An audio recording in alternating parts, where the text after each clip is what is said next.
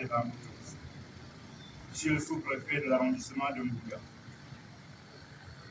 Monsieur le procureur de la République près des tribunaux de Mbouga, Monsieur le président régional CDUC Ouest, ici représenté par le secrétaire permanent, Monsieur le président de la section RDPC Bamboutos Centre 1, Monsieur le délégué départemental Lille-Level de Bamboutos, Mesdames et Messieurs les conseillers régionaux et municipaux, Mesdames et Messieurs les délégués de chefs services départementaux des Bamboutos, Leur Majesté les chefs traditionnels, responsables des organisations de la société civile, responsables et personnels communaux, Mesdames et Messieurs, rassemblés sur cette place des fêtes en cette matinée du 14 mai 2024, pour une circonstance exceptionnelle, le plaisir est le mien de prendre la parole pour exprimer ma joie, la joie de tous les membres de l'exécutif communal, la joie de l'ensemble des conseillers municipaux, la joie de tout le personnel communal.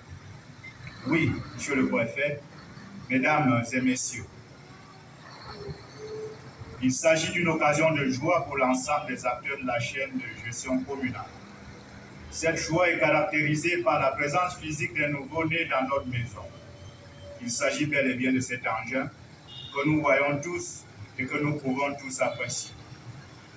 En effet, Mesdames et Messieurs, comme j'ai eu à le dire sous d'autres cieux et à plus d'une reprise, dès la prise de fonction de notre équipe dans cette mairie en février 2020, les conseillers municipaux et moi avons orienté notre vision vers les politiques de développement durable telles que prescrites par les instruments nationaux et internationaux en matière de bonne gouvernance.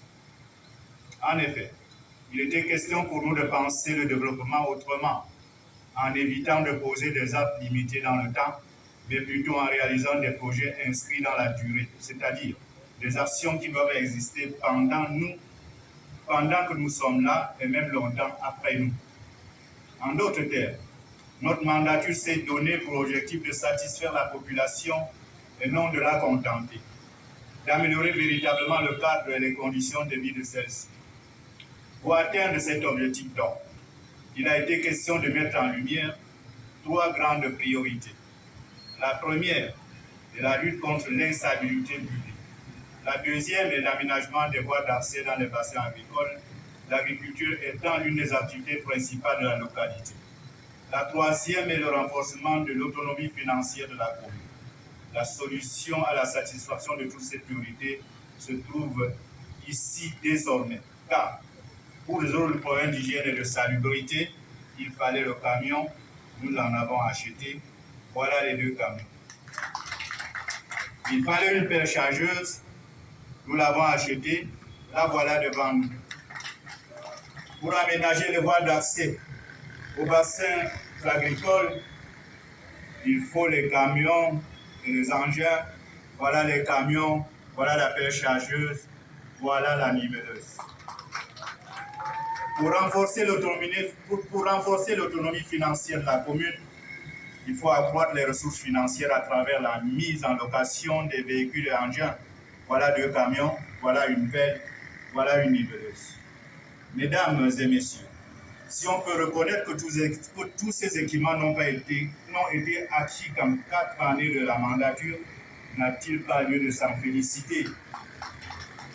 Mais, afin d'éviter que notre rencontre d'aujourd'hui ne soit interprétée comme étant un lancement anticipé de la campagne électorale, puisque le moment viendra pour cela, permettez-moi de rester uniquement sur l'arrivée de cette niveleuse qui vient s'ajouter à d'autres véhicules et engins déjà existants dans notre parti.